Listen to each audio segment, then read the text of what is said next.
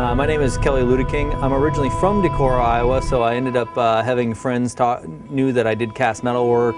The temple was looking for somebody to cast them a bell. Kind of got in touch with me. We talked about it for about a year before it finally came to a point where we actually figured we could actually pull it off. I talked to the right people and started roping in all my friends that I knew that did this kind of work to help me with it. I made the basic original pattern that we're going to go look at in a second here, and then took it back to the temple so the temple could work on the pattern and add all their touches to it, and then brought it back up to the cities. Went to a foundry in Minneapolis called Smith Foundry, where we actually made the sand mold of the pattern that we're going to go look at. And then brought it to the foundry here, Honorog Art, where we're going to actually cast it in bronze today. So that's kind of the events that led up to this, but this is like 2 years in the making. So this is the exciting point. So I'll take you in and show you the bell, the pattern. Let's kind of walk.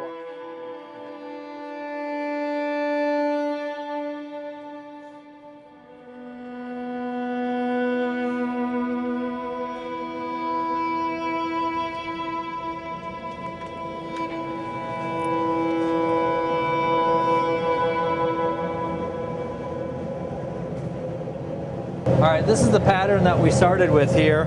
The original shape, this much of it, is actually a flower pot I happened to stumble upon that happened to be the right basic shape of what I wanted for the bell to be. And then I added an extra little bit down here in steel and then added clay to it to build it back up. And then the dragon got added on later too. A real good friend of mine that's a tattoo artist and loves dragons made the dragon. My friend Mark Chukatricha did that. And so this is it. This is what we start with, and then from here it goes and gets turned into a sand mold, which we'll look at the sand mold in a second here. It's kind of hard to visualize because it's a big square block of sand, but inside that is this piece. And the negative space of what this was is inside there. And we're counting on it to be about a 400-pound piece when we're finished. So 400 pounds of bell bronze is getting cast into this. And the bronze, I actually had to travel to Cincinnati, Ohio. There was a distributor there that I found through doing lots of searching on the internet and talking to other bell foundries where they get their bronze, and I had to go to Cincinnati, Ohio to actually get bell bronze, which bell bronze is a perfect 80-20 mix of copper and tin. It has the best resonant quality for bells. So I'm hoping, crossing my fingers, this is going to be a spectacular sounding piece when we're all said and done. So here we have the sand mold. Within this sand mold is that bell pattern that we have.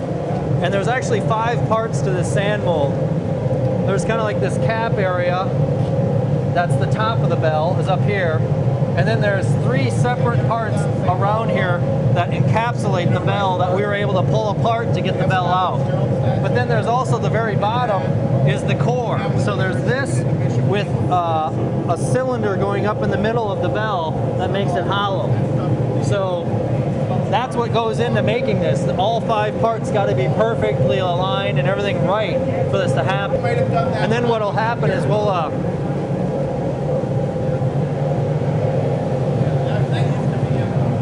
we'll do is we'll bring the ladle from the furnace over here over and pour the metal into here.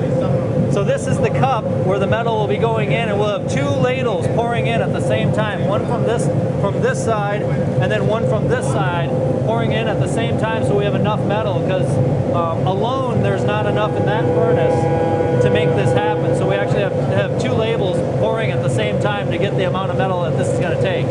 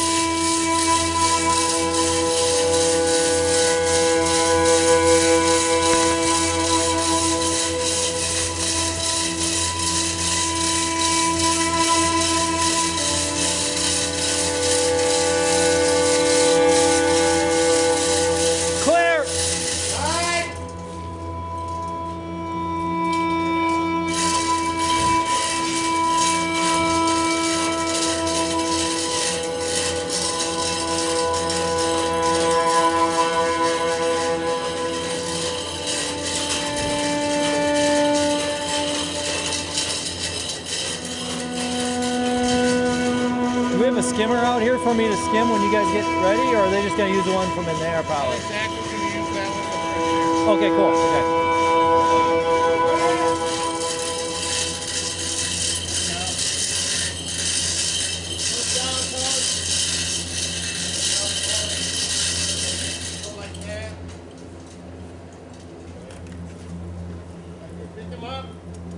Clap! Fail goes on this side. Okay. Got it there? Oh, hang on. There we go. Up. Hang on, you gotta go down. Gotta go down. Down just a little bit. There we go. Up now. Up.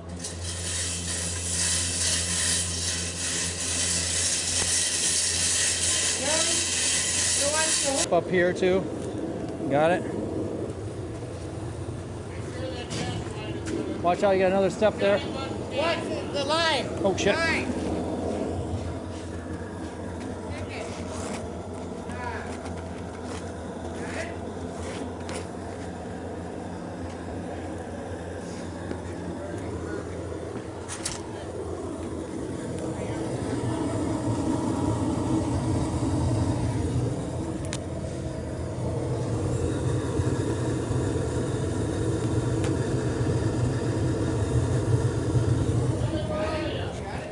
Yes.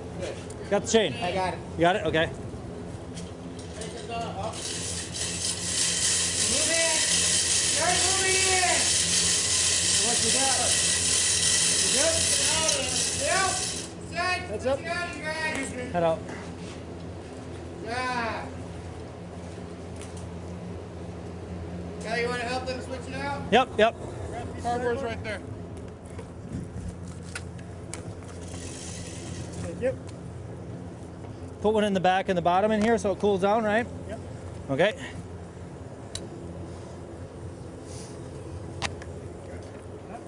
Yeah. You want me to take, oh, grab that?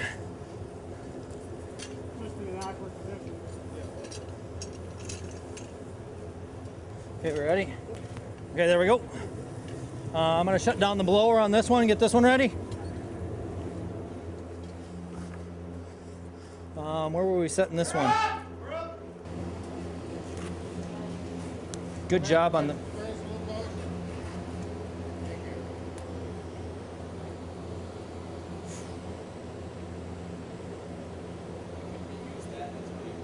Yep, that's why we're putting it in ingots right now, is so we can actually reuse it again.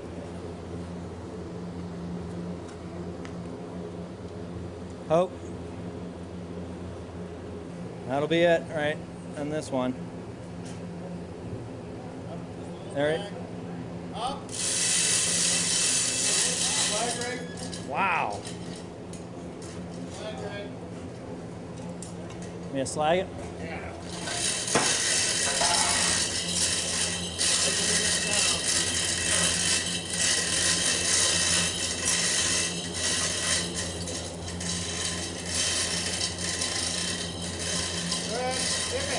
The bronze pour went great. The mold poured awesome. All the risers came up.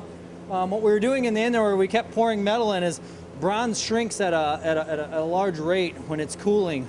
What's happening is it's drawing from all that mass as it's shrinking in the cup. So we make a really big cup so that it has room to pull and draw from that to shrink. And so then you don't get any shrink marks or cracks or any of that kind of stuff. So that's why we kept pouring metal back into it and kept pouring metal into it, because it just kept sucking it up and to fill in all the parts that needed to be filled in. But yeah, it went great. And I'm excited. No crack. It all went basically as you thought? Yeah, it all went as I thought. We didn't use near as much metal as I was anticipating, which is good, because I'd rather have less, have it so it came out good and not have to worry about it not having enough. So no, it's all good. It's all good. So when will you open it?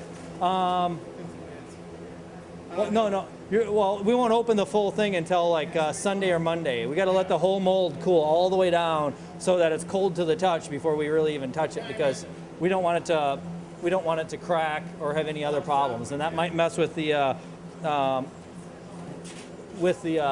alloy or the finished product. We don't want that. So. We're about ready to break open the sand mold that contains the bell. And so we got to slowly kind of take it apart because we don't want to damage any of the parts on it. So we're going to kind of pound at it with a hammer and pry bars and try to dismantle the sand mold.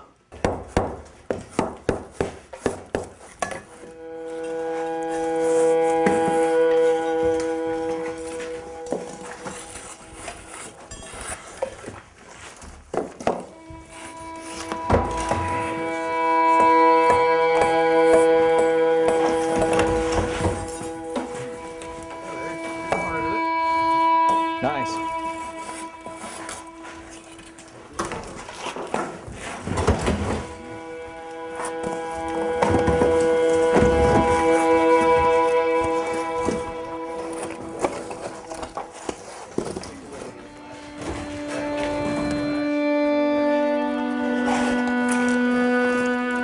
Want me to pound a little bit under here?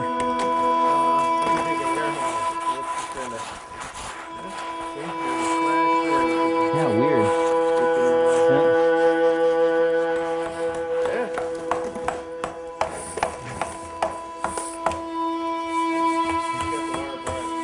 Okay.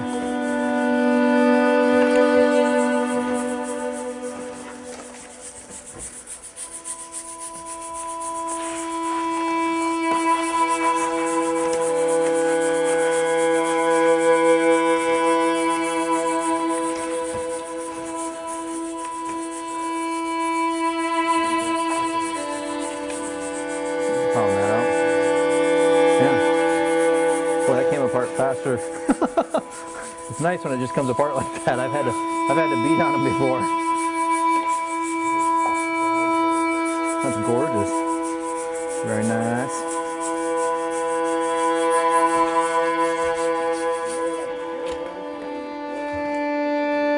Up the top. Yeah, that's what these are. Yep. So there's a main pour spot in the very center, and then on the edges here they pulled off vents, and there's 6 of the vents, right? That allow for the air to push out as the metal's being poured in. And then finally the metal will push right up through the Push up, yep, and that's what those are, is the metal pulled all the way up and came out through there, and when it did that, we knew that it was, you know, done being poured for the most part. I'm gonna tip it now. Okay.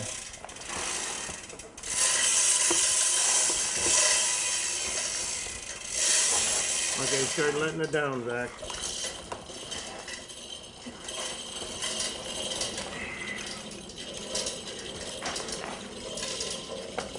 You want me to kind of, Yeah, should we try to get it towards your way? Oh, you want? Oh, you want the, oh no, I was trying to keep it on the pallet, I guess, if nothing else, but.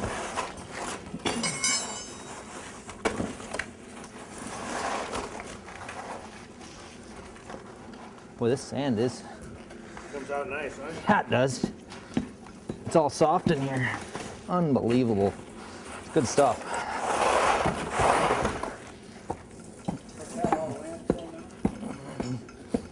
Well, this is basically just silica sand again, because this will actually break back down.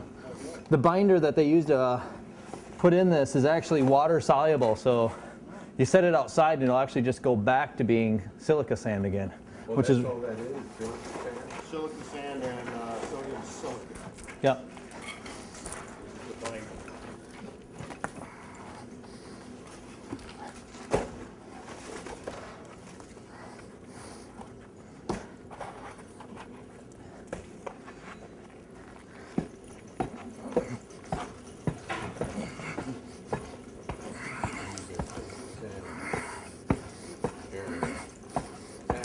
Sandblasting, yeah. Yeah, we do the same.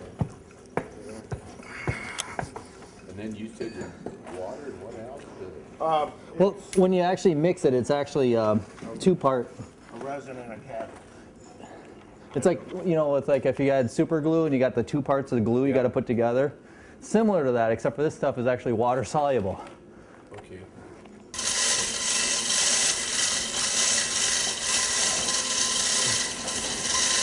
Down.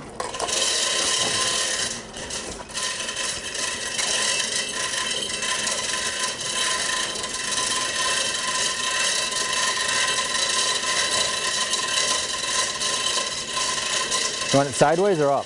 Up. That's what I kind of thought. Yeah, that's what I thought.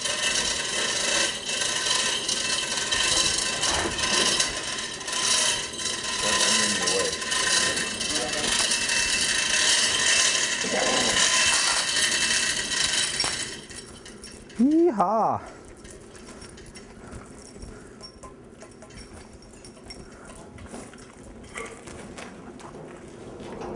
And you said that's cool for how many hours? About 40 hours probably, I guess, because we cast it at like what, 4 o'clock? 4 o'clock on Friday and opening it down.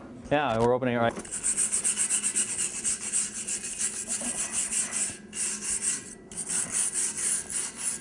What were these called again? You had a name Called Chinoma. No, I see you got Quinoma. this over there. You, make And the number of them equal up to being a multiplication of 36 on here, which is a multiple of 108. Yeah, total 108, and then that's how many times it's going to ring at our New Year's. Yep, that's great.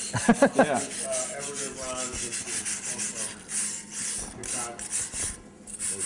Yeah, that's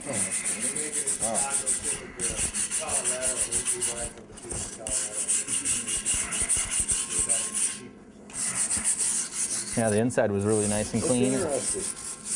But yeah, this is good.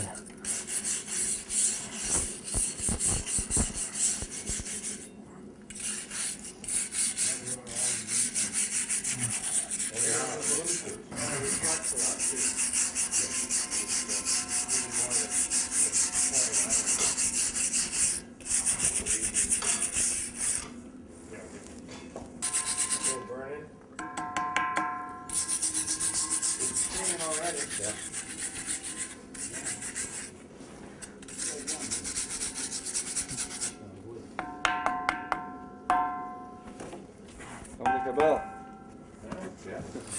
Too bad it's sitting on the ground right now. Yeah. It's gonna have a sound. The next step is now we're gonna cut all this off. Cut off all this stuff. That's from the pouring cup and the vents. That'll get removed, and then we're gonna sandblast it.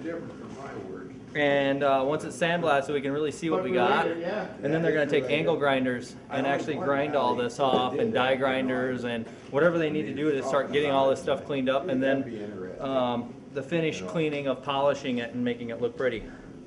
So the next time you see it will be when you carry it down there? When I pick it up, yeah. Okay. So I'll see it again in 4 weeks, I guess. Cool. And then I'll take it down and do the install on it. Great.